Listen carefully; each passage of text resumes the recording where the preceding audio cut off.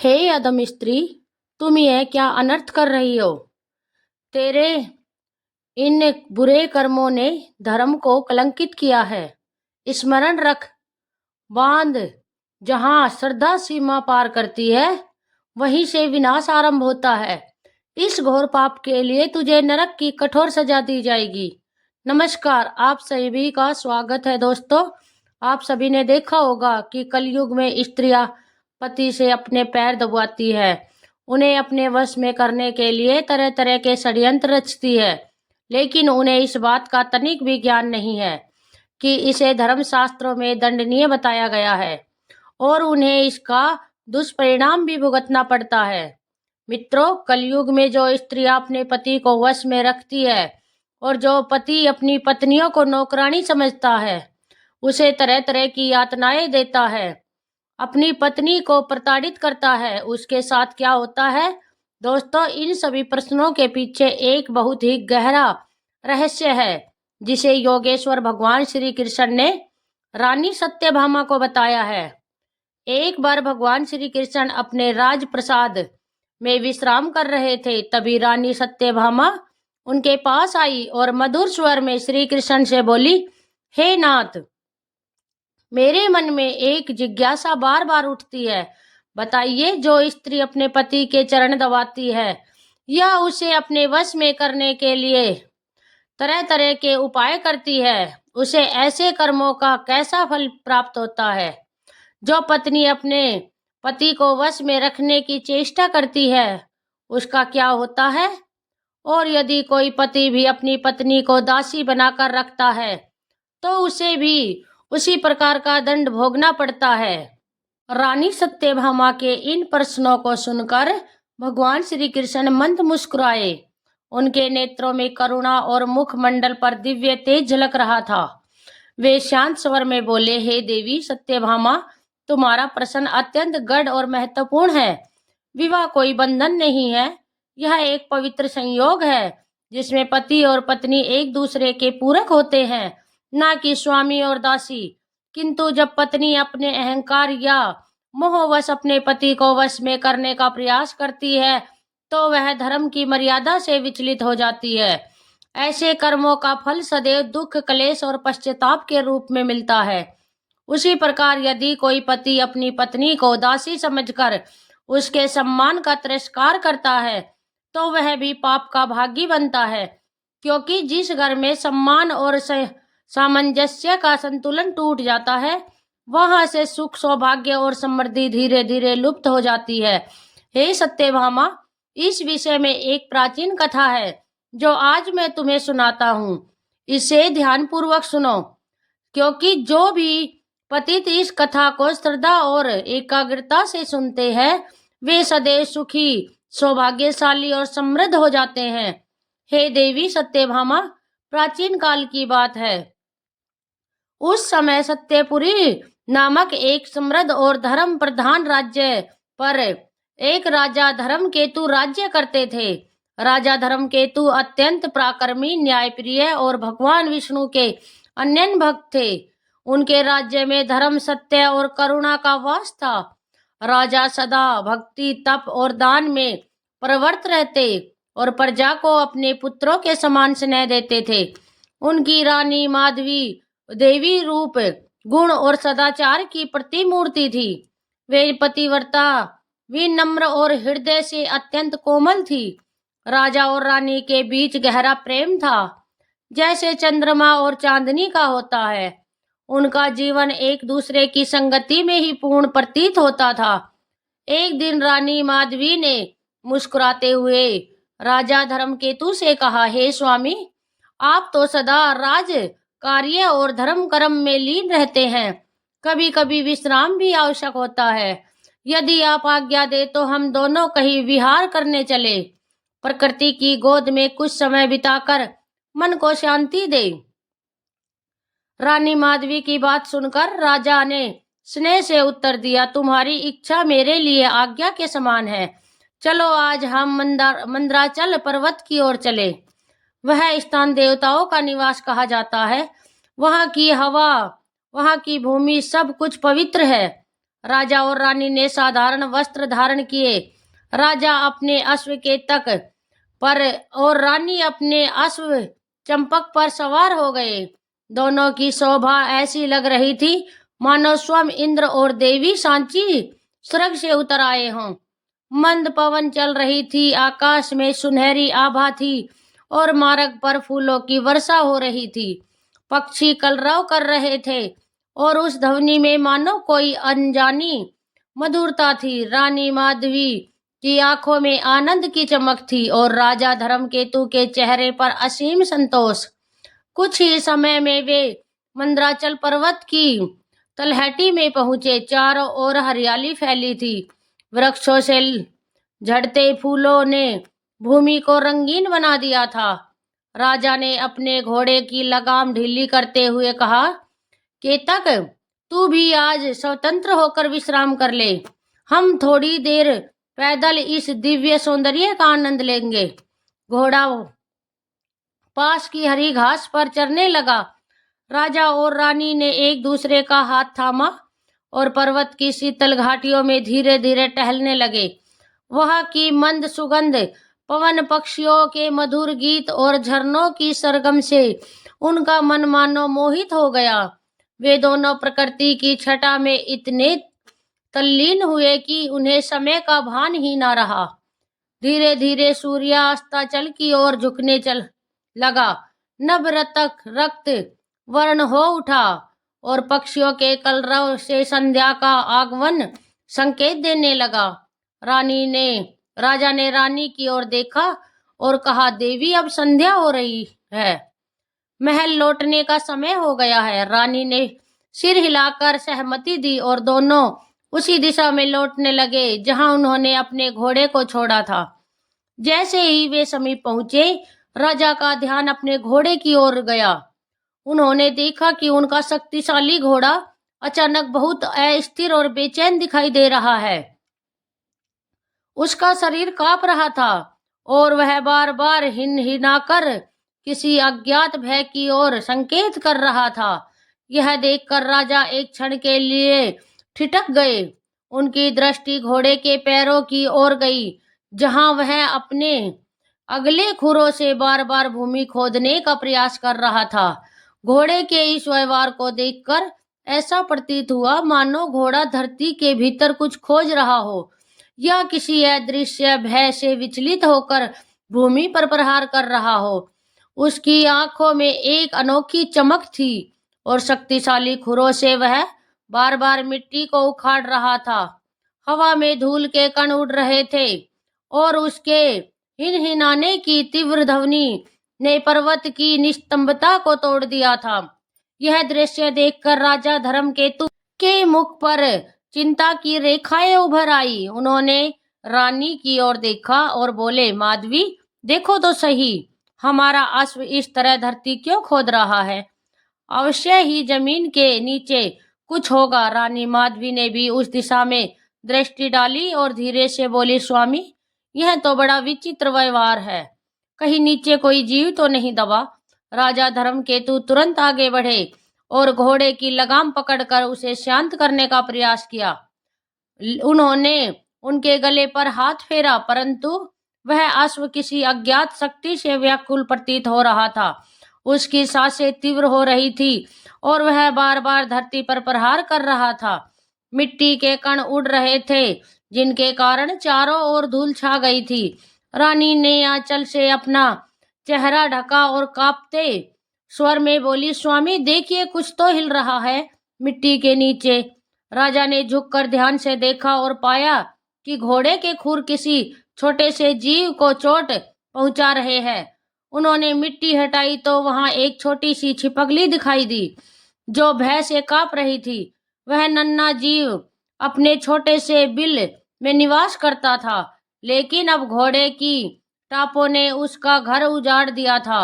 वह बेचारी मिट्टी में दबी हुई झटपटा रही थी और भय के कारण अपनी पूंछ हिलाकर जान बचाने की कोशिश कर रही थी। यह दृश्य देखकर रानी माधवी का हृदय करुणा से भर गया। उन्होंने कहा, हे स्वामी, कृपा कीजिए, यह भी जीव है इसे बचा लीजिए। रानी की बात सुनकर राजा ने तुरंत घोड़े की लगाम पकड़कर कसकर खींची और उसे रोकने की चेष्टा की, परंतु वह और भी उग्र हो गया, मानो वह किसी दैवीय आदेश का पालन कर रहा हो। उसकी हिनहिनाहट तीखी हो गई और उसने दोनों अगले खुरों हवा में उठाकर पूरी शक्ति से भूमि पर पटक दिए, जिसके कारण छिपकली लहूलुहान होकर जमीन पर गिर पड़ी और अचेत हो गई। उसका नाजुक शरीर दर्द से फट गया था। राजा धर्मकेतु ने जब यह दृश्य विदारक दृश्य देखा तो उनका सारा शरीर करुणा से भर गया। कुछ ही क्षण में वे वे प्रकृति की सुंदरता का आनंद ले रहे थे। मंद मंद बहती पवन, पक्षियों का कलरव और सूर्य की सुनहरी किरणें वातावरण को आनंदमय बना रही थी। किंतु अगले ही क्षण जब उनकी दृष्टि उस घायल असहाय जीव पर पड़ी तो उनका हृदय द्रवित हो उठा। उनके मुख पर छाई प्रसन्नता का स्थान अब गहरी चिंता और ममता ने ले लिया था। राजा ने वृक्ष से कुछ बड़े और कोमल पत्ते तोड़े, फिर अत्यंत सावधानी से उन पत्तों की सहायता से छिपकली को अश्व के खुर के नीचे से उठाया। उनका स्पर्श इतना कोमल था मानो माता अपने नवजात को बाहों में ले रही हो। छिपकली का शरीर अब निष्प्राण सा हो गया चला था। उसकी आंखें अर्धमुदित थी और उसकी पूंछ हल्के हल्के कांप रही थी। रानी माधवी ने जब वह दृश्य देखा तो उनके नेत्रों में भी करुणा छलक उठी। राजा धर्मकेतु ने उस अचेत पड़ी छिपकली को अपने हाथों में लेकर घास फूस से ढकी नरम भूमि पर रखा। हवा में एक अजीब सी निस्तंभता छा गई। ना पक्षी चहके, ना पत्ते हिले। ऐसा लग रहा मानो सारा वन उस छोटे से जीव की पीड़ा में सहभागी हो उठा हो। छिपकली की सांसें अब बहुत धीमी थी। उसकी नन्ही देह ठंडी पड़ने लगी थी। वह जीवित तो थी परंतु तीव्र पीड़ा से मूर्छित हो चुकी थी। राजा ने चिंतित होकर रानी से कहा, देवी, शीघ्रता से स्वच्छ और शीतल जल ले आओ। यह नन्हा प्राणी हमारे घोड़े के नीचे दबकर मूर्छित हो गया है। यदि समय रहते इसे जल ना दिया गया तो यह बच नहीं पाएगी। राजा की आज्ञा पाते ही रानी माधवी बिना विलंब किए समीप के झरने की ओर दौड़ पड़ी। उनके रेशमी वस्त्र हवा में लहराने लगे और उनके कदमों की आहट दूर तक सुनाई दी। कुछ ही पल में वे अपने दोनों हाथों में शीतल निर्मल जल भरकर लौट आई। रानी ने झुककर अपने हाथों से वह ठंडा पानी छिपकली के शरीर पर धीरे धीरे छिड़कना शुरू किया। शीतल जल की बूंदें गिरते ही मानो चमत्कार हुआ। बेहोशी के अंधेरे में डूबी उस छिपकली के शरीर में धीरे धीरे चेतना आने लगी। थोड़ी देर तक राजा और रानी उस छिपकली को जल से सींचते रहे। शीतल जल के अभिषेक से छिपकली ने आंखें खोल दी। उसकी मूर्छा टूटी और चेतना लौट आई। घायल होने के कारण उसके शरीर में अत्यंत पीड़ा थी, फिर भी उसने करवट लेकर अपनी नन्ही आंखों से राजा को देखा। राजा धर्मकेतु ने राहत की सांस ली और कोमल स्वर में बोले, भगवान का शुक्र है, यह अब चेतना में आ गई है। रानी माधवी ने भी संतोष व्यक्त किया और बोली, हाँ स्वामी, आपने बिल्कुल ठीक समझा, समय पर इसे बचा लिया। छिपकली कुछ क्षण तक दर्द में से करवट बदलती रही, फिर उसने मानो साहस जुटाकर अपनी आंखें पूरी तरह खोली। सामने राज दंपत्ति को खड़े देखकर वह समझ गई कि इन्हीं के प्रयास से उसकी जान बची है। वह निरीह जीव ने कृतज्ञता भरी दृष्टि से राजा चंद्र के धर्मकेतु की ओर देखा। राजा ने दयालु मुस्कान के साथ उसके सिर पर हल्का सा स्पर्श किया, मानो आश्वासन दे रहे हो कि तुम अब सुरक्षित है। तभी उस घायल छिपकली के मुख से एक मधुर, कोमल और अत्यंत स्पष्ट स्वर निकला, हे राजन, आपने मुझे पर जो अनुग्रह किया है उसके लिए मैं हृदय से आपकी कृतज्ञ हूँ। आप जैसे पुण्यवान, सत्यप्रिय और धर्मनिष्ठ राजा के सानिध्य में आने से मुझे अब सब कुछ स्मरण हो गया है। उसका यह स्वर सुनकर राजा और रानी दोनों स्तंभ रह गए। रानी की आंखों में विस्मय और करुणा दोनों ही भाव एक साथ उमड़ पड़े। रानी ने कांपती आवाज में कहा, स्वामी, यह तो मनुष्य की भांति बोल रही है। राजा के नेत्रों में भी गहरी आश्चर्य झलक उठा। वे कुछ क्षण तक उस छोटे से प्राणी को निहारते रहे, फिर अत्यंत निम्रता से पहले अपने हाथ जोड़कर बोले, हे देवी, आप कौन हैं? आपकी ऐसी दशा किस कारण से हुई है और आप मनुष्य की भाषा में संवाद कैसे कर रही हैं? कृपया हमें अपना परिचय और अपना संपूर्ण वृतांत सुनाइए ताकि हम आपकी यथाशक्ति सहायता कर सके। राजा के यह कोमल और श्रद्धा भरे शब्द सुनकर छिपकली की आंखों में आंसू भर आए। वे आंसू केवल पीड़ा के नहीं बल्कि गहरी कृतज्ञता और मुक्ति की अनुभूति के थे। उनका शरीर हल्के हल्के कांपने लगा। उसने अपने स्वर को संयत करते हुए कहा, हे राजन, आपने जिस दया और करुणा से मेरे इस तुच्छ शरीर पर दृष्टि डाली है, वह केवल किसी परम धर्मात्मा के हृदय में ही संभव है। आपकी कृपा से मुझे इस जन्म में एक ऐसा क्षण मिला है जहां मैं अपने बीते हुए पापों का प्रायश्चित कर सकती हूँ। आप सुनिए, मैं कोई साधारण छिपकली नहीं हूँ। यह नीच रूप मुझे मेरे ही कर्मों के फल स्वरूप प्राप्त हुआ है। एक समय था जब मैं भी मनुष्य थी, परंतु मेरे अहंकार, मेरी कटु वाणी और मेरे अधर्ममय कर्मों ने मुझे इस दुर्दशा तक पहुंचा दिया। मेरे अपराध इतने गहन थे कि मुझे अगले जन्म में यह तुच्छ रूप मिला ताकि मैं अपने कर्मों का प्रायश्चित कर सकूं और मोक्ष की राह पहचान सकूं। यदि आज आपकी करुणा ना मिलती तो मेरा जीवन यही समाप्त हो जाता। शायद मेरा यह जन्म व्यर्थ चला जाता। परंतु जब मुझे आपके जैसे धर्मपरायण, न्यायप्रिय और भगवान विष्णु के परम भक्त राजा का सानिध्य मिला तो मेरे भीतर फिर से चेतना जाग उठी। आपके पवित्र स्पर्श, आपकी करुणा और आपकी धर्मनिष्ठा दृष्टि ने मेरे भीतर सुप्त आत्मा को जगा दिया। मेरे कर्मों की स्मृति लौट आई और साथ ही यह वरदान भी मिला कि मनुष्य की वाणी में अपनी व्यथा कह सकूं। हे राजन, अब मैं आपको अपने पूर्व जन्म का संपूर्ण चरित्र सुनाऊंगी। यह चरित्र जिसमें मेरा अपराध, मेरा पतन और इस रूप में मेरा जन्म छिपा है। जब आप मेरा वह वृतांत सुनेंगे तब आपको मेरे इस दुख और इस रूप का कारण भली भांति समझ में आएगा। यह कहकर वह कुछ देर के लिए मौन हो गई। चारों ओर एक गंभीर निस्तंभता फैल गई। वायु जैसे थम गई हो, वृक्षों के पत्ते स्थिर हो गए हों और वातावरण में एक अद्भुत शांति व्याप्त हो गई। ऐसा प्रतीत हुआ मानो प्रकृति स्वयं उस छिपकली की वाणी सुनने की को उत्सुक हो। मित्रों, उस छोटे से प्राणी के ऐसे अद्भुत और विवेकपूर्ण वचन सुनकर धर्मात्मा राजा धर्मकेतु भी आश्चर्य में डूब गए। उन्होंने अब तक अनेक संत महात्माओं के मुख से उपदेश सुने थे, परंतु किसी छिपकली के मुख से इस प्रकार की स्पष्ट, अर्थपूर्ण और भावना भरी वाणी सुनना उनके लिए अत्यंत अद्भुत अनुभव था। कुछ क्षण में वे मौन रहे, फिर जैसे विचारों की गहराई में उतर गए हों। उनके अंतःकरण में यह विश्वास पहले से ही दृढ़ था कि इस संसार में कुछ भी असंभव नहीं और परमात्मा की लीला अपार है। फिर उन्होंने मन ही मन उन्होंने सोचा, निश्चित ही यह कोई साधारण प्राणी नहीं है। यह कोई ऐसी आत्मा है जो अपने कर्मों के बंधन में फंसकर इस रूप में आई है। संभव है किसी श्राप या पाप का परिणाम हो, किंतु यदि इसकी चेतना इतनी जागृत है कि वह धर्म का स्मरण कर पा रही है तो अवश्य ही इसके उद्धार का समय निकट है।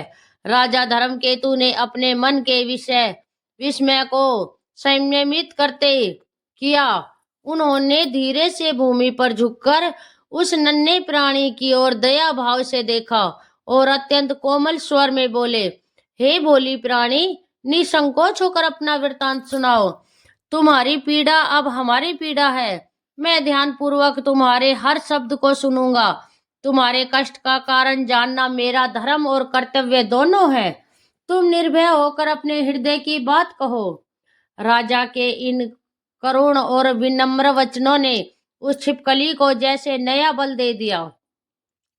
उसने गहरी सांस ली। उसकी आंखों में पश्चाताप और स्मृति के आंसू तैर उठे। वह कुछ क्षण मौन रही, मानो बीते हुए युगों के दृश्य उसकी चेतना में उभर रहे हों। फिर एक करुणा और थरथराती हुई आवाज में उसने कहना आरंभ किया, महाराज, मेरा नाम मालती था। मैं अपने पूर्व जन्म में एक ब्राह्मण की पत्नी थी और रमणीय स्वर्णपुरी नगर में निवास करती थी। वह नगर अत्यंत समृद्ध, शांत और सौंदर्य से परिपूर्ण था। हर दिशा में सुगंधित पुष्पों के उद्यान फैले थे। चारों ओर से मंदिरों की घंटियां मधुर नाद करती थी और लोग धर्म, सत्य और भक्ति में रमे रहते थे। मेरे पति एक प्रतिष्ठित विद्वान ब्राह्मण थे। उन्हें धर्मशास्त्रों और वेदों में पारंगत हासिल थी। नगर में उनका विशेष सम्मान था। प्रारंभवश मुझे भी रूप, सौंदर्य और यौवन का आशीर्वाद प्राप्त था। लोग कहते थे कि मैं रूप में चंद्रमा के समान और स्वभाव में विनम्र थी। गृह कार्य में निपुण थी, सेवा में तत्पर थी और अपने पति की आज्ञाओं का सदैव पालन करती थी। मैंने मन, वचन और कर्म तीनों से अपने पति की सेवा में कोई कमी नहीं रखी। परंतु हे राजन, दुर्भाग्य ने जैसे मेरे जीवन को अपना खेल बना लिया था। मेरे सारे प्रयास व्यर्थ जाते थे। न जाने किस कारण मेरे पति मुझसे सदा रुष्ट रहते थे। मैं जितना अधिक उन्हें प्रसन्न करने का प्रयास करती, वे उतने ही मुझसे दूर होते गए।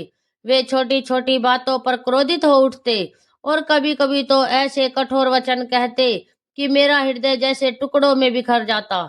मैं उनके एक मुस्कान के लिए, उनके एक स्नेहपूर्वक शब्द के लिए आतुर रहती। रात के निरव क्षणों में मैं आंसू बहाती और सोचती, क्या मेरी सेवा में कोई कमी रह गई है? क्या मेरा रूप, मेरा स्नेह, मेरी भक्ति सब व्यर्थ है? पर उत्तर कोई न मिलता। दिन प्रतिदिन मेरे पति का क्रोध मेरे प्रति बढ़ता गया और मेरे हृदय का संताप गहरा होता गया। फिर भी मैंने अपने कर्तव्य से मुंह नहीं मोड़ा। तभी राजा धर्मकेतु ने छिपकली से कहा, हे देवी, एक पत्नी के लिए इससे बढ़कर पीड़ा क्या होगी कि उसका पति उससे नफरत करे और दूसरी में आसक्त रहो। तभी छिपकली बोली, महाराज, आप सही कह रहे हैं। मेरे स्वामी का मन मेरे प्रति नहीं था। संभवतः वे किसी दूसरी स्त्री की ओर आकर्षित थे। उनके इस व्यवहार से आहत होकर मेरे मन में भी धीरे धीरे क्रोध और प्रतिशोध का भाव घर कर करने लगा। जिसने हम प्रेम करते हैं, यदि वे हमें तिरस्कृत करे तो प्रेम का स्थान कभी कभी रोष ले लेता है। मेरे साथ भी ऐसा ही हुआ। मैं अंदर ही अंदर ग्लानि और रोष में जल रही थी। आखिर एक दिन क्रोध और दुख में भरकर मैंने निश्चय किया, मैं अपने पति को किसी भी तरह अपने वश में कर के रखूंगी। मैं उन्हें दिखाना चाहती थी कि मेरी अपेक्षा करना उन्हें भारी पड़ेगा। मेरे हृदय में एक पीड़ा सी उभर गई और एक ही धुन मेरे मन में गूंजती रही, अपने पति को वश में करना है, उसे अपने अधीन करना। मित्रों, आगे उस छिपकली ने राजा धर्मकेतु से कहा, हे राजन, उस बेचैनी और आत्म आक्रोश ने मुझे हिला दिया था। अपने पति से आक्रोशित होकर वशीकरण के रहस्य जानने के लिए मैं नगर में उन स्त्रियों के पास गई जिन्होंने वशीकरण और तंत्र मंत्र के बल पर अपने पतियों को वश में कर रखा था। मैं उनके पास गई और उनके आगे खड़ी होकर अपने मन की सारी व्यथा उन्हें सुनाई और उनसे उनके द्वारा किए गए उपायों की बारीक बातें पूछी। उन मंत्रों और रस्मों के बारे में जाना जिनसे वे सफल हुई थी और यह भी जानना कि किस हद तक इन उपायों का प्रभाव मन पर पड़ता है और घर की खुशहाली पर पड़ता है। और इसके साथ ही भीतर एक डर भी था कि कहीं मैं अपने विवेक का व्यापार तो नहीं कर रही। वे स्त्रियों जिनकी आंखों में समय की चुभन और अनुभव की तेजी दोनों झलकती थी। मेरा व्यथा को सुनकर सहानुभूति पूर्वक मुस्कुराई।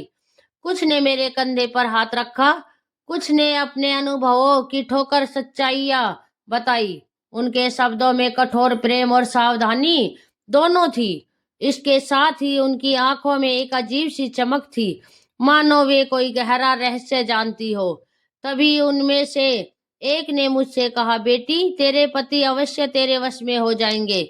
हमने भी अपने जीवन में यही पीड़ा झेली है और एक उपाय से हमें सफलता मिली। मैंने उत्सुकता से पूछा, प्रिय माताओं, कृपा बताइए उस उपाय के बारे में। मैं भी जानना चाहती हूँ कि आखिर आप सब ने अपने पतियों को वश में कैसे किया है। इसके लिए मैं कोई भी कीमत चुकाने के लिए तैयार हूँ। तभी स्त्री बोली, बेटी, हमारे नगर से कुछ दूर पर एक सिद्ध साध्वी रहती है। वह यह एक सन्यासिनी है। तंत्र मंत्र और जो औषधियों में उन्हें बड़ी सिद्धि प्राप्त है। हम सबके पतियों को आ, उन्होंने ही अपनी दी हुई औषधि और मंत्रों के प्रताप से वश में करा दिया। तुम्हारे लिए भी वही एक उपाय है। तुम उस सन्यासिनी के पास जाओ, वे तुम पर अवश्य दया कर के मदद करेंगी। उन स्त्रियों की बात सुनकर मेरे मन में आशा जगी। मुझे लगा मानो अंधेरे में एक रास्ता मिल गया हो। मैंने तुरंत निर्णय लिया कि मैं उस सन्यासिनी के पास जाऊंगी। उन औरतों ने मुझे सन्यासिनी की झोपड़ी तक पहुंचाने का रास्ता बताया। मैं उन स्त्रियों से रास्ता जानने के बाद अपने घर वापस आ गई। अगले दिन सुबह होते ही मैं चुपचाप उठी और उस कुटिया की तरफ उस सन्यासिनी की कुटिया के पास जा पहुंची, जिसके अंदर से धीमी धुआं उठ रहा था। ऐसा विचित्र दृश्य देखकर मैं डर गई, लेकिन अपने लक्ष्य को ध्यान में रख मैंने हिम्मत जुटाई और उस कुटिया के भीतर प्रवेश किया। अंदर अगरबत्ती की महक फैली हुई थी और एक छोटा सा दीपक टिमटिमा रहा था। कोने में राख से ढकी एक बड़ी सी लकड़ी जल रही थी। उसी के पास एक वृद्ध सन्यासिनी आंखें मूंदे बैठी थी। उसकी जटा झूठ झूठ बिखरी थी और शरीर पर भस्म लगाए हुए बड़ी डरावनी प्रतीत हो रही थी। मेरे कदमों की आहट सुनकर उन्होंने धीरे से आंखें खोली। उसकी आंखों की चमक असामान्य थी। मैंने हाथ जोड़कर कांपते स्वर में उन्हें प्रणाम किया और अपना परिचय देते हुए आने का प्रयोजन बताते हुए कहा, माताजी, मेरा वैवाहिक जीवन संकट में है। मेरे पति मुझसे घृणा करते हैं और शायद किसी अन्य स्त्री के प्रेम जाल में बंधे हुए हैं। मैं उनके उनके प्रेम के लिए व्याकुल हूँ और उन्हें अपने वश में करना चाहती हूँ। कृपा करके मेरी सहायता करें। सुना है आप शक्तिशाली औषधियाँ एवं मंत्र जानती है, जिससे पति का हृदय परिवर्तन हो जाता है। मेरी बात सुनकर उस तपस्विनी के सूखे किंतु तेजस्वी होठों पर एक हल्की करुणा मुस्कान तैर गई। उसकी आंखों में ऐसी गहराई थी मानो उन्होंने संसार के असंख्य दुखों और मोह माया के खेल को नजदीक से देखा हो। वे कुछ क्षण चुप रही, जैसे मेरे भीतर की पीड़ा को भाप रही हो। फिर उन्होंने धीमी किंतु गंभीर और गूंजती हुई आवाज में कहा, बेटी, तुम्हारा दुख मैं भली भांति समझ सकती हूँ। पति का विचलित होना, उसका प्रेम मार्ग से भटक जाना किसी भी स्त्री के लिए सहन करना अत्यंत कठिन होता है। ऐसे क्षण में मन टूटता नहीं बल्कि तपता है और उसी तप से स्त्री का वास्तविक बल प्रकट होता है। उन्होंने आगे कहा, मैंने अपने जीवन में अनेक बहनों को इसी प्रकार के दुखों से उभरते देखा है। ईश्वर की कृपा रही तो तुम्हारी सहायता भी अवश्य होगी। परंतु याद रखो, जो उपाय मैं देने जा रही हूँ वह केवल वस्तुओं का नहीं, आस्था का प्रयोग है। यदि विश्वास डगमगाया तो फल भी क्षीण हो जाएगा। इतना कहकर वे धीरे धीरे उठी। उनके गेरुए वस्त्र हवा में हल्के हल्के लहराए और वे कुटिया के एक कोने में रखे प्राचीन संदूक के पास गई। लकड़ी की वह मंजूसा जैसे वर्षों से बंद थी। उन्होंने सावधानी से उसे खोला और भीतर से दो वस्तुएं निकाली, एक छोटी पुड़िया और लाल धागे में बंधा हुआ रक्षा सूत्र। लौटकर उन्होंने मेरे पास आकर वो दोनों वस्तुएं मेरे हाथ में रखी। उनके स्पर्श से जैसे एक अदृश्य ऊर्जा मेरे शरीर में दौड़ गई। उन्होंने स्नेहपूर्वक कहा, इस पुड़िया में एक दिव्य चूर्ण है जिसे विशेष पर्व की रात्रियों में संकलित जड़ी बूटियों से तैयार किया गया है। इसे आज प्रदोष काल के में जब संध्या ढल रही हो और आकाश में पहला तारा दिखाई दे, एक गिलास दूध में घोलकर अपने पति को पिला देना। जैसे ही वह इस चूर्ण को ग्रहण करेंगे, उनके हृदय में तुम्हारे प्रति मोह, स्नेह और आकर्षण का संचार होगा। वे किसी अन्य स्त्री की ओर देखने का साहस नहीं करेंगे। उनके भीतर जो भ्रम है वह नष्ट हो जाएगा। फिर उन्होंने रक्षा सूत्र मेरी हथेली पर रखा और कहा, यह धागा मात्र धागा नहीं, यह मंत्र सिद्ध सूत्र है। इसे उसी समय अपने पति के गले में बांध देना। इसके प्रभाव से उनका चित्त स्थिर रहेगा, उनका मन तुम्हारे सिवा और कहीं नहीं जाएगा। यह रक्षा सूत्र उनके भीतर वह चेतना जगाएगा जिससे वे तुम्हारी बातों को सुनेंगे, मानेंगे और तुम्हें सच्चे अर्थों में अपना जीवन सहचर समझेंगे। फिर मैं उनके चरणों में झुक गई। मेरे नेत्रों से अविरल आंसू बह निकले। मैं फूट फूट कर रोने लगी, पर वे आंसू पीड़ा के नहीं, किसी गहरी कृतज्ञता के थे। मैंने कहा, माता, आपने मुझे फिर से जीने की राह दिखाई है। उन्होंने मेरे सिर पर हाथ रखकर कहा, बेटी, अब विलंब मत करो। जो करने का समय है उसे जाने मत दो। परमात्मा तुम्हारे पति पर और तुम्हारे जीवन पर अपनी कृपा बरसाए। मैंने श्रद्धा से उनके चरण छुए और अपने आंसुओं से उनका पवित्र वस्त्र भिगो दिया। फिर मैंने वह पुड़िया और रक्षा सूत्र सावधानी पूर्वक अपनी ओढ़नी में बांध लिया और कुटिया से बाहर निकल गई। बाहर आकाश में ढलता सूरज लालिमा बिखेर रहा था। पेड़ों के पत्तों पर सोने सी आभा थी और हवा में शांति धुली हुई थी। उस क्षण मेरे मन में एक नई ऊर्जा, एक उज्जवल आशा जन्म ले चुकी थी। मुझे लगा मानो सारा संसार मेरे पक्ष में हो गया। उस पुड़िया और रक्षा सूत्र को थामे हुए मैं घर लौट रही थी, मन में यह दृढ़ विश्वास लिए कि अब मेरे दुखों का अंत होने वाला है। मुझे पूरा यकीन था कि अब मेरे पति मेरे चरणों में होंगे और मेरा जीवन सुखी हो जाएगा। मित्रों, इतना कहते ही छिपकली रूपी मालती की आवाज कांपने लगी थी, मानो उस पाप की स्मृति मात्र से वह कांप उठी हो। फिर भी उसने अपनी करुणा कथा जारी रखी। और राजन, उस दिन मैंने बड़े धैर्य से संध्या होने की प्रतीक्षा की। मेरा हृदय जोर से धड़क रहा था। भीतर उत्सुकता, भय और क्रोध सभी मिलकर एक तूफान सा मचा रहे थे। प्रदोष काल का समय आते ही मैंने रसोई में दूध का एक प्याला गर्म किया। यह सब करते हुए हाथ कांप रहे थे, पर मैं संकल्प ले चुकी थी। मैंने धीरे से वह चूर्ण दूध में मिला दिया। दूध में मिलाते ही वह चूर्ण घुलकर अदृश्य हो गया, मानो उसमें कुछ था ही नहीं। लेकिन मेरे मन में उसकी शक्ति को लेकर कोई संदेह नहीं था। उस शाम मेरे पति जब घर लौटे तो वे कुछ थके थके थे और चिंताग्रस्त लग रहे थे। शायद वे किसी चिंता में डूबे हुए थे। मैं रोज की भांति उनके लिए भोजन परोसने आई, लेकिन उस दिन मेरे मन में एक गुप्त उत्साह था कि वह मेरे दुखों का अंत निकट है। मैंने बड़े प्रेम से उन्हें भोजन परोसा और अंत में वह दूध का प्याला उनके सामने रख दिया और उनसे निवेदन करते हुए कहा, स्वामी, यह दूध पी लीजिए। आज विशेष रूप से आपके लिए केसर डालकर गर्म किया है।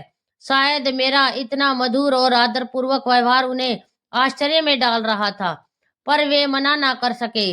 उन्होंने कटोरा उठा लिया और कुछ ही घूंट में सारा दूध पी गए। दूध पीते ही कुछ क्षणों में उस चूर्ण का प्रभाव प्रकट होने लगा। मेरे पति के चेहरे का रंग अचानक फीका पड़ने लगा। पहले तो उन्हें हल्की खांसी उठी, फिर माथे पर पसीने की बूंदें चमक आई। मैं मन ही मन घबरा उठी। यह कैसा बदलाव शुरू हो गया? वे उठकर खड़े होना चाह रहे थे, पर तुरंत लड़खड़ा कर वापस आसन पर गिर पड़े। उनकी आंखों में असहनीय पीड़ा झलकने लगी। मैं घबराकर उनके पास आई और चिंतित स्वर में पूछा, स्वामी क्या हुआ? अचानक उनकी तबीयत कैसी हो गई? मन में भय था और एक कोने में शैतानी संतोष भी था कि मेरे प्रयास का असर शुरू हो चुका है। मेरे पति ने कराहते हुए पेट पकड़ लिया। उन्हें पेट में तीव्र दर्द उठा और वे वहीं भूमि पर लेट गए। उनकी सांसें तेजी से चलने लगी और चेहरा पीला पड़ गया। ऊपर से मैं व्याकुलता और का अभिनय कर रही थी, पर भीतर मेरे अहंकार को संतुष्टि मिल रही थी कि जितना अपमान मैंने सहा था उसकी सजा उन्हें मिल रही है। पर महाराज, कुछ ही देर में स्थिति मेरे नियंत्रण से बाहर होती दिखी। उनके पूरे शरीर में अजीब सी जड़ता छा गई। तीव्र ज्वर ने उन्हें घेर लिया। उनका शरीर कांप रहा था और वे पसीने से भीग गए। यह देखकर मैं डर गई, परंतु फिर मैंने अपने आप को दिलासा दिया कि शायद यह दवा का प्रारंभिक असर है। रात चढ़ती गई और मेरे पति की अवस्था भयंकर रूप से बिगड़ती चली गई। वे तड़प तड़प कर तभी कभी बिस्तर पर गिरते तो कभी दर्द से भूमि पर लेटते। उनकी यह हालत देख मेरा हृदय कांप उठा। यह तो मैंने सोचा ही न था कि वशीकरण का परिणाम इतना भयंकर होगा। मैं बुरी तरह घबरा गई थी। मेरे पति को जैसे पीड़ा हो रही थी उसे देखकर पत्थर दिल भी पिघल जाता। मैं जल्दी से उन्हें संभालकर किसी तरह बिस्तर पर लेटा पाई। उनकी आंखें पीड़ा से लाल हो चुकी थी और शरीर तप कर अंगारा बना हुआ था। कुछ ही घंटे में उनका स्वास्थ्य बुरी तरह गिर गया। उनका कठोर शरीर कमजोर होता चला गया। चेहरा सूख कर पीला और आंखें भीतर धस गई। मित्रों, आगे उस छिपकली रूपी मालती ने कहा, राजन, उस चूर्ण के दुष्प्रभाव ने मेरे पति को क्षय रोग हो गया था। वे दिन प्रतिदिन क्षीण होते गए। उनके पैर में एक भयंकर घाव हो गया जिसमें संक्रमण फैल गया और कीड़े पड़ गए थे। यह अत्यंत भयावह दृश्य था। मैंने अपने क्रोध में जो रास्ता चुना था वह आग बनकर सब कुछ भस्म करने को उद्यत था। मेरे पति जीवन और मृत्यु के बीच जूझ रहे थे। मेरा गर्व अब डर और पछतावे में बदलने लगा था। मैं मन ही मन भगवान से प्रार्थना करने लगी कि किसी तरह मेरे पति ठीक हो जाए। मुझे अब अपनी भयंकर भयंकर भूल का गहरा मुझे अब अपनी भयंकर भूल का गहरा एहसास होने लगा था। जिस उपाय को मैं अपने सुख का मार्ग समझ बैठी थी वही मेरे पति मेरे जीवन का सबसे बड़ा श्राप बन गया था। मेरे पति बिस्तर पर पड़े पड़े निरंतर तड़फ रहे थे। उनका चेहरा पीड़ा से विकृत हो चुका था। आंखों में करुणा और पश्चाताप की झील उमड़ रही थी। वे हर हर कुछ क्षणों बाद करहा उठते, कभी दर्द से चीखते तो कभी कमजोर स्वर में मेरा नाम पुकारते, सुंदरी, ओ सुंदरी, मुझे बचा लो, मैं तुम्हारा अपराधी हूँ। मैंने तुम्हारा हृदय तोड़ा था, तुम्हें अपमानित किया, पर अब मुझ पर दया करो, मैं तुम्हारी शरण में हूँ। अब कभी किसी पराई स्त्री के पास नहीं जाऊंगा। बस मुझे इस यातना से मुक्ति दे दो। उनकी ऐसी करुण पुकार सुनकर मेरा हृदय मानो मोम हो गया।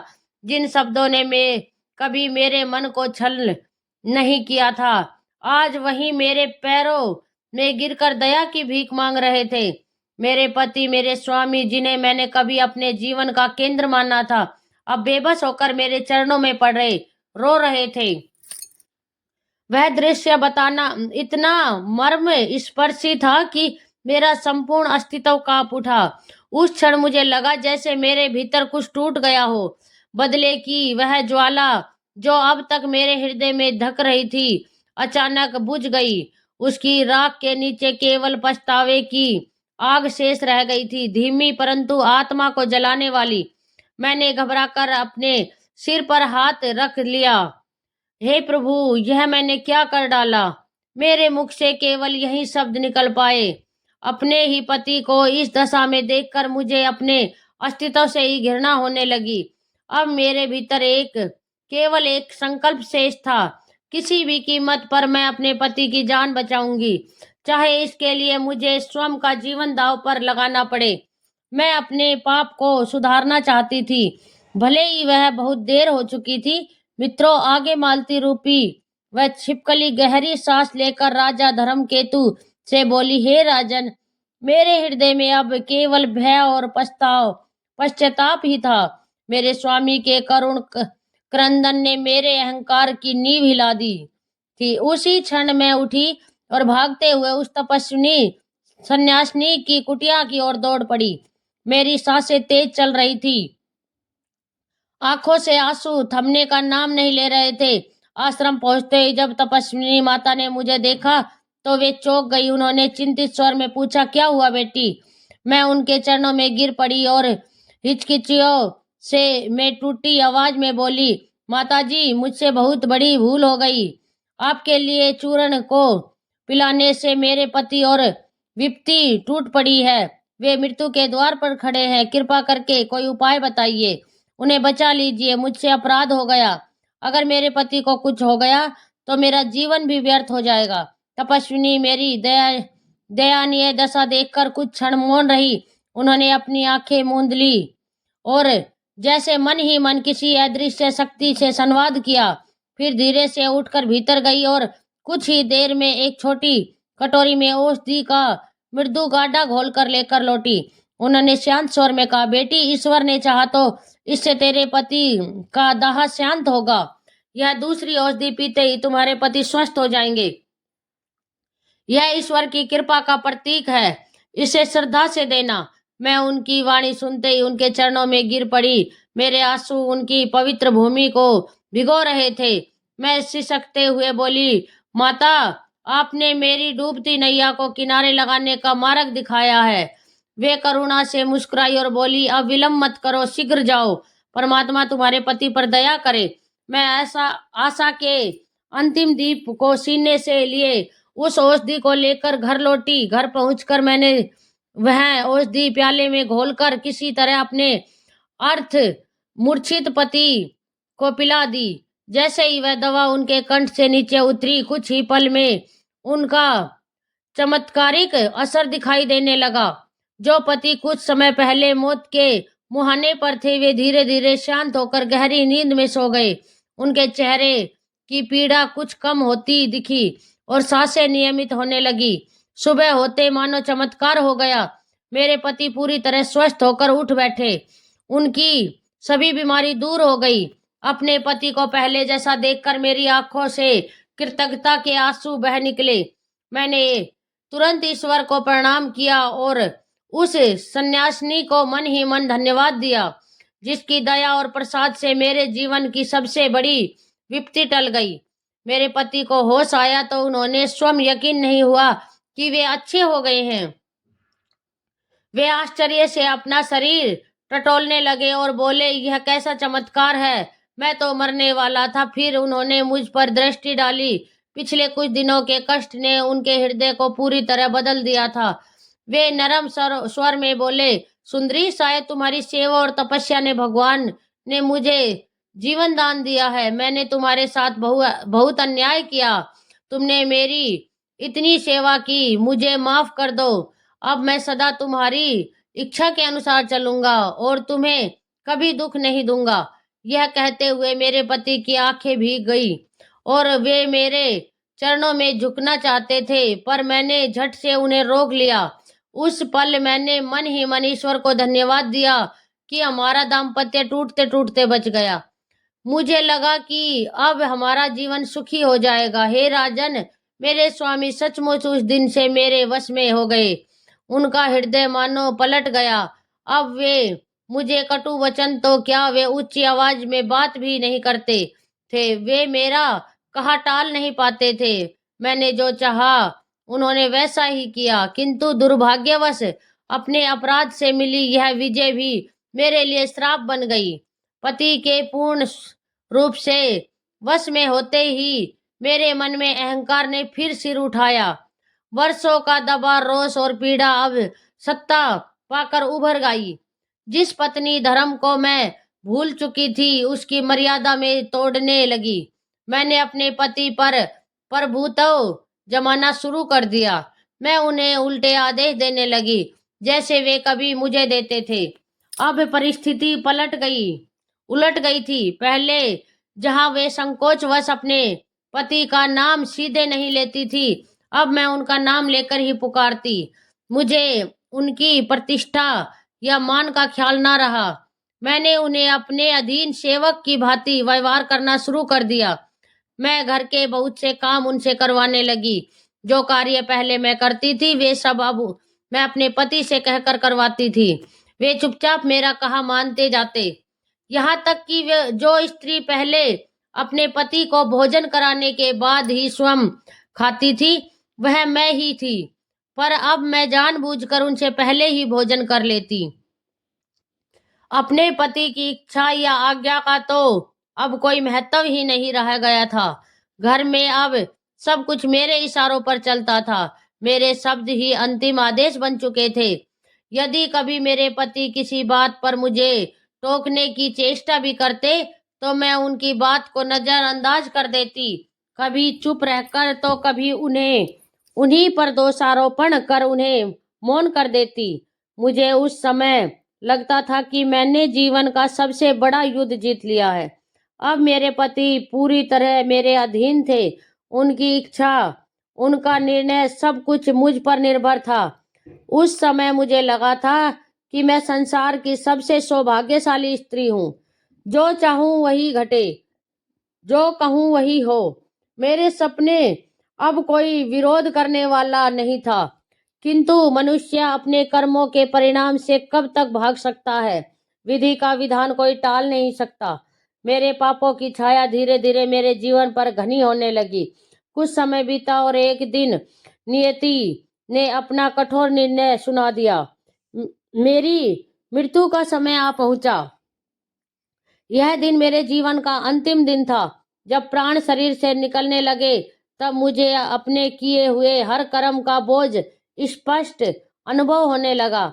मेरा शरीर स्थिर हो गया, सांसें रुकने लगी और अंत में मैंने इस नश्वर देह को त्याग दिया। लेकिन जैसे ही प्राण निकले मेरे सामने एक भयंकर दृश्य उपस्थित हुआ।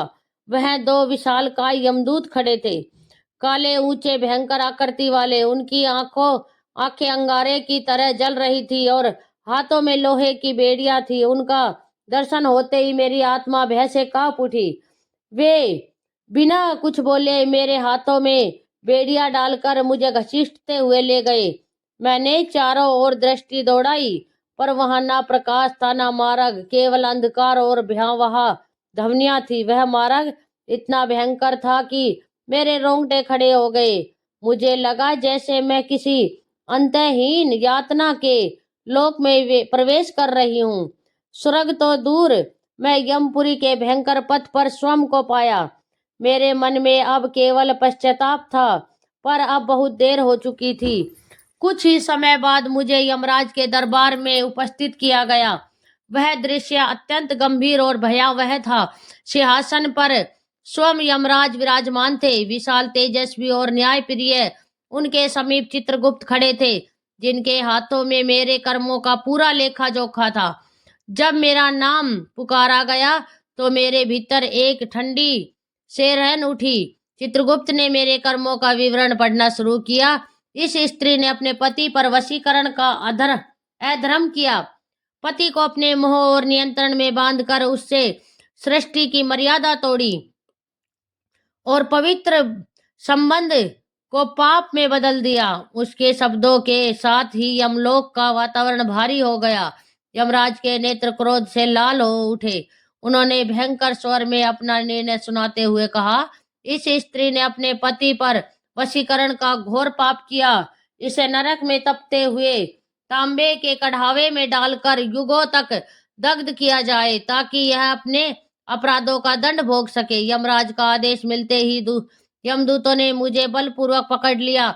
मैं रोती चिल्लाती रही, क्षमा की भीख मांगती रही। वे, हे धर्मराज, मुझसे भूल हुई है, दया करे, पर वहां कोई सुनने वाला नहीं था। यमदूत मुझे घसीटते हुए उस नरक के विशाल कढ़ा तक ले गए, जहां तपता हुआ तवा खोल रहा था। भयंकर धुआं उठ रहा था और उसके भीतर से चीखे की गूंज सुनाई दे रही थी। मैं भय से कांप उठी और यमदूतों ने दया नहीं की। अगले ही क्षण उन्होंने मुझे उठाकर उस खोलते तांबे के विशाल भगोने में फेंक दिया। राजन, वह यातना शब्दों में वर्णन से परे थी। जैसे ही मेरा सूक्ष्म शरीर उस कढ़ा में गिरा, मैं तड़प उठी। ऐसा लगा मानो असंख्य बिच्छू एक साथ डंक मार रहे हों। जैसे मेरे हर रोम कूप में आग की लपटें निकल रही हो। मेरी आंखें, मेरी चीखें संपूर्ण यमपुरी में गूंज उठी। मैं अगिनत वर्षों तक उस असहनीय पीड़ा को सहती रही। मेरा रोना, मेरा चिल्लाना, मेरा विलाप सब व्यर्थ था। वहां कोई सुनने वाला ना था। मेरे अपने पाप ही मुझे बार बार भस्म करते रहे। मुझे तांबे के उस उबलते कढ़ा में लगातार कई वर्ष युगों तक जलाया गया। इतने लंबे समय तक नरकीय यातना सहने के बाद जब मेरे कुछ पाप भस्म हो गए, तब यमराज ने मुझे नरक से निकालने का आदेश दिया। मैं समझ चुकी थी कि मेरे कृत्य अक्षम्य थे, किंतु अभी पूरी सजा बाकी थी। यमराज ने कठोर स्वर में कहा, इसके पाप पूरी तरह नहीं मिटे हैं। इसे मनुष्य योनि अभी नहीं मिलेगी। इसे पृथ्वी पर भेज दो। इस उनके आदेश के अनुसार मेरा अगला जन्म पृथ्वी पर एक तुच्छ छिपकली के रूप में हुआ। हे महाराज, इस छिपकली की देह में रहते हुए मुझे अब 1000 वर्ष बीत चुके हैं। इतने वर्षों तक मैं इस रूप में पृथ्वी पर भटक रही हूँ। कहीं किसी पुराने खंडर में, तो कभी किसी पेड़ के खोखले में, तो कभी लोगों के घरों की अंधेरी दीवारों में छिपकर मैंने दिन काटे हैं। इस तुच्छ देह के साथ जीवन अत्यंत दुखमय है। ना ठीक से अन्न, ना जल, बस कीड़े मकोड़े खाकर जीवित रहती हूँ। निरंतर हजारों वर्षों का यह लंबा समय मैंने अपने पापों पर पछताते हुए और ईश्वर से क्षमा की भीख मांगते हुए बिताया है।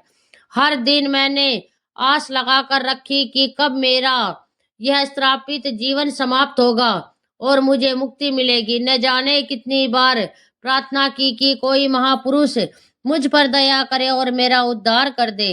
इतना कहकर उस छिपकली रूपी स्त्री ने राजा की ओर देखते हुए अपना निष्कर्ष और विनती प्रकट की। हे राजन, यह था मेरे पाप का प्रसंग। मेरी कथा सभी स्त्रियों के लिए एक चेतावनी है। यदि कोई स्त्री अपने पति को वश में करने की दुस्साहस करती है, चाहे वह वशीकरण मंत्र द्वारा हो या पति का अपमान करके हो, तो उसके सारे पुण्य नष्ट हो जाते हैं। ऐसी दुराचारणी स्त्री को मेरे समान ही कठोर दंड मिलता है।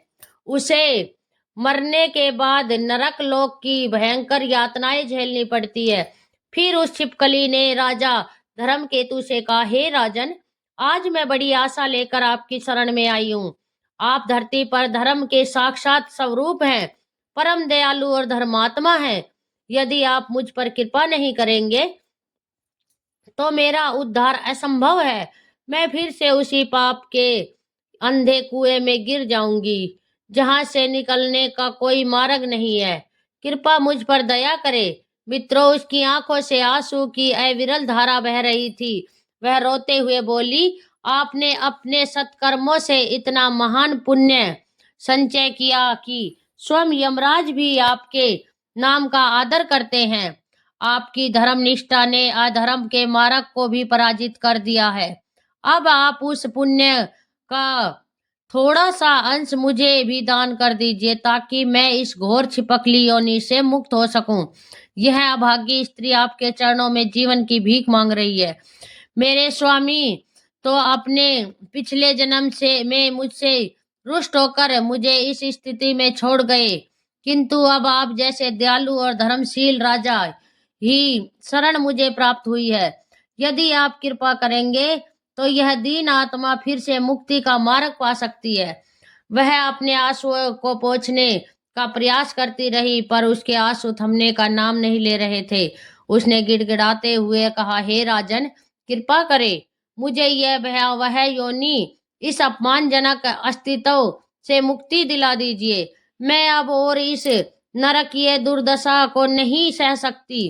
यह कहकर वह छिपकली रूपी स्त्री राजा के चरणों के समीप आकर विलाप करने लगी।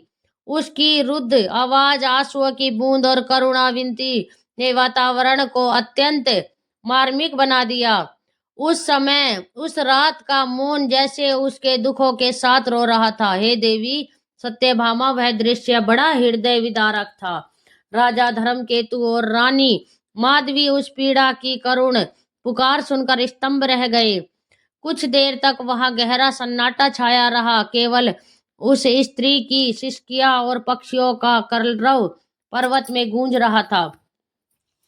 छिपकली द्वारा सुनाई गई इस दर्दनाक कथा को राजा धर्म केतु और रानी माधवी ने पूरे ध्यान और करुणा से सुना। उस छिपकली के पूर्व जन्म का वृतांत सुनकर रानी माधवी का मुखमंडल गंभीर हो उठा। उन्होंने एक क्षण उस रोती हुई स्त्री की ओर देखा, फिर राजा की ओर देखकर बोली, स्वामी, मनुष्य अपने ही कर्मों के फल का भोगी होता है। जिसने अपने पति के प्रति छल और तंत्र का मार्ग अपनाया, वह स्वयं अपने कर्मों के जाल में फंस गई। अब जो वह दुख भोग रही है, वह उसी का परिणाम है। इसमें आश्चर्य कैसा? मुझे तो यही उचित प्रतीत होता है कि इस पापनी से दूर रखी गई जाए, ताकि उसके दोष का स्पर्श भी हमें ना हो। रानी के इन वचनों को सुनकर राजा धर्मकेतु का मुख गंभीर हो गया। उन्होंने गहरी सांस ली और शांत स्वर में बोले, हे प्रिय, तुम्हारे मुख से ऐसी कठोर वाणी शोभा नहीं देती। सुमुखी सज्जन और सत्पुरुषों का आचरण ऐसा नहीं होता है। सच्चे धर्मात्मा वे नहीं जो केवल अपने पुण्य में गर्व करे, बल्कि वे है जो दूसरों के कष्ट को अपना कष्ट मानकर उसे दूर करने का प्रयास करे। जो पापी और निर्दयी होते हैं, वो केवल अपने सुख की चिंता करते हैं। फिर हम क्यों ना इस दुखी नारी की सहायता करें? यह अपने पाप का फल भोग रही है, पर क्या हम अपने पुण्य से इसके उभार नहीं सकते? यदि ईश्वर ने हमें शक्ति दी है, तो इसका उपयोग किसी भी कल्याण करने में ही होना चाहिए। हे प्रिय, मैं निश्चय कर चुका हूँ। मैं इस दुखी छिपकली को अपने पुण्यों का अंश देकर अवश्य इसका उद्धार करूंगा। ठीक उसी प्रकार जैसे प्राचीन काल में राजा ययाति का उद्धार उनके पुण्यशाली पुत्रों ने अपने पुण्य देकर किया था, यह मेरा सौभाग्य हो गया कि ईश्वर ने मुझे किसी प्राणी के उद्धार का माध्यम बनाया। राजा धर्मकेतु ने यह कहकर आंखें बंद मूंद ली और मन ही मन भगवान विष्णु का स्मरण करते हुए अपनी बाहें आगे फैला दी। उन्होंने दया और वात्सल्य के कांपते स्वर में आशीर्वाद दिया, हे परमात्मा, मेरे द्वारा संपादित व्रत और अन्य जितने भी शुभ कर्मों का पुण्य हो, वह सब इस पीड़ित स्त्री को समर्पित करता हूँ। मेरे पुण्य के प्रकाश से इसके पाप अंधकार दूर हो। विष्णु भगवान इस पर कृपा करे। राजा के इन वचनों के साथ ही एक अद्भुत चमत्कार हुआ। राजा धर्मकेतु के मुखमंडल से तेजस्वी प्रकाश निकलकर उस छिपकली के शरीर पर पड़ने लगा, मानो उसके पुण्यों की दिव्य आभा उस निरीह प्राणी को आलोकित कर रही थी। कुछ ही क्षणों में वह प्रकाश प्रखर होता गया और छिपकली का छोटा शरीर उसमें लुप्त सा होने लगा। प्रकाश का वह पुंज कुछ देर तक फैला रहा।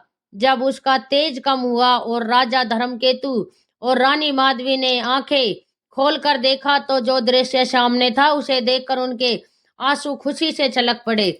उस स्थान पर अब छिपकली का टूटा हुआ शरीर नहीं था, वहां एक दिव्य सुंदर स्त्री खड़ी थी। उसका रूप अद्भुत तेजस्वी था। उसने चमकते रत्नों से जटिल दिव्य वस्त्र धारण किए हुए थे। उसका मुखमंडल सूर्य की भांति दीप्तवान हो रहा था, मानो स्वयं देवी लक्ष्मी प्रकट हो गई हो। उस स्त्री ने नया जीवन पाकर आनंद से भरकर राजा और रानी को प्रणाम किया।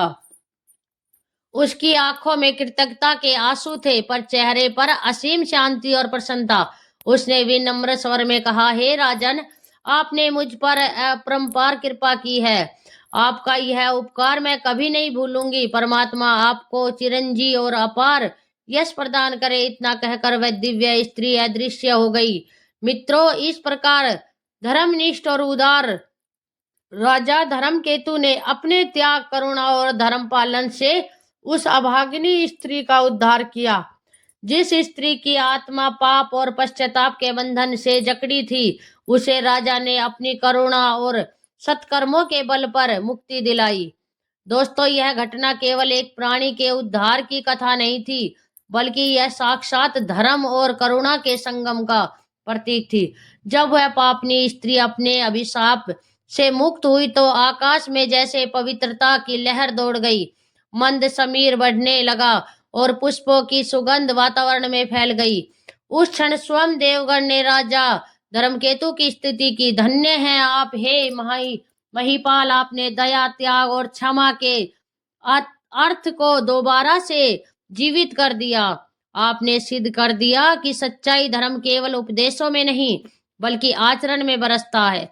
राजा धर्मकेतु ने विनम्रता से कहा, मैंने कुछ नहीं किया, यह तो परमेश्वर की कृपा और धर्म का प्रभाव है। जो अपने हृदय में दया रखता है उसके लिए किसी का उद्धार करना कठिन नहीं होता। रानी ने आदर पूर्वक राजा की ओर देखा। उसकी आंखों में संतोष और शांति थी।